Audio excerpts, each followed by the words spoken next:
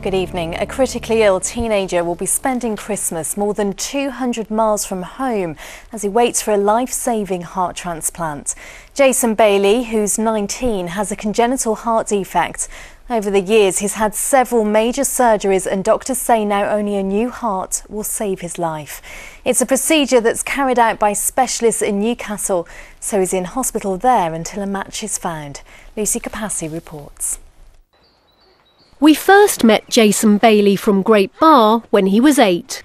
Diagnosed as a baby with a severe heart defect, he was only allowed to run around for a few minutes at a time. His poor health meant most of playtime had to be spent on the sidelines. At this point, he'd already had 3 major operations. Now, just over 10 years on, he's back in hospital, waiting for another which could save his life. Over the past 12 months, I've noticed a big deterioration. One day, my mum found me on the sofa and I was passed out. Since then, really, every day, just getting worse and worse. They picked up that I was ready for a heart transplant. For 3 weeks, Jason has been a patient here at the Freeman Hospital in Newcastle, which specialises in heart transplants. It's more than 200 miles from his Midlands home where the surgery isn't possible. Medical staff say after years of treatment, this operation is now Jason's last hope. The anatomy is all upside down, back to front, single ventricle, and all the plumbing is wrong. So these operations we're trying to correct enough so that they have some function to keep them alive. But as you can see, Jason is now in trouble and needs a new heart. So his heart is wearing out. This will be Jason's first Christmas away from his family. They hope a donor will be found, so next year he can celebrate at home. Lucy Capassi, ITV News. West Midlands Ambulance Service has reported one of its busiest weekends during the festive period. Yesterday, it received more than 3,000 calls, and at one point on Friday night, the ambulance service had nearly 150 calls per hour. To help relieve pressure at A&E, a temporary medical unit was set up in Birmingham city centre to deal with minor injuries and people who'd had too much to drink. A number of people like to go out, have a drink and enjoy themselves. Unfortunately, some people take that to excess, and we don't really want to put that sort of load on the acute hospitals. So what we do is we try and manage that locally by treating them in the city centre treatment units.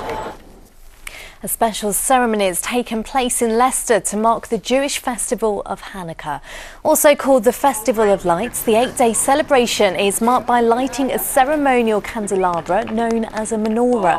Last night, members of Leicester's Jewish community gathered at Victoria Park for a ceremony as the large menorah was lit up.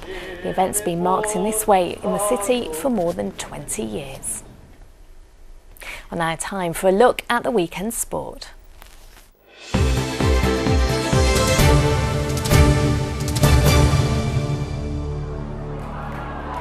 ITV Central Sports Report, sponsored by WeWantAnyCar.com, the Cash for Cars website. The history books were updated in Coventry this afternoon. More than 28,000 people turned out to watch Wasps play their first home game at the Ricoh Arena, breaking the attendance record for a home ground Premiership rugby match. James Clark has been at the ground following the action and sent this report. Well, the excitement's been building all day here at the Ricoh Arena as Wasps officially move into their new home.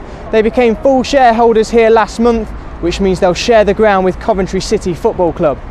Well, the fans have been gathering for the game against London Irish, and many of them would have made the 82-mile trip from their old ground in Wickham. We're going to try and make as many as possible, yeah. We first started supporting when we was Loftus Road. We followed them to High Wycombe, so we've come here today just to see what it's like. Well, we're from Northampton. My husband works in Coventry. Obviously, Northampton's quite a big town for rugby anyway. The boys all play rugby at school, so we thought it'd be a fun family day out. It's a big thing for Coventry. I think it'll be a positive thing.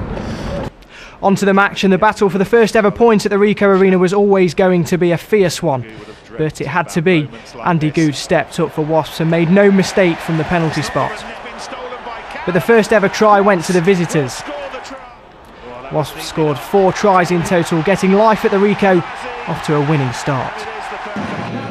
Well, there's been an incredible atmosphere here at the Ricoh Arena this afternoon.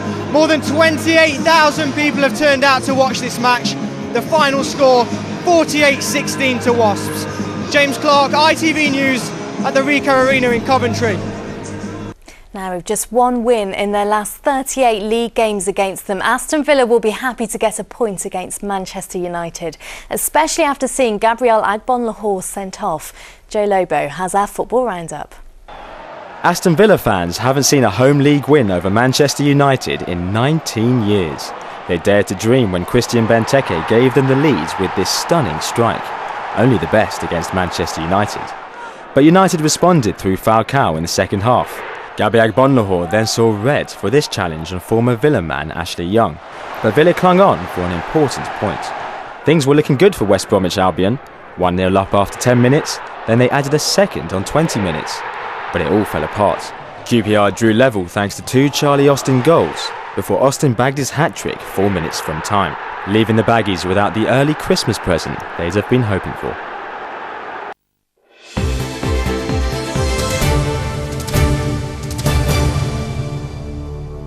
Well, time now to take a look at the weather forecast with James Wright.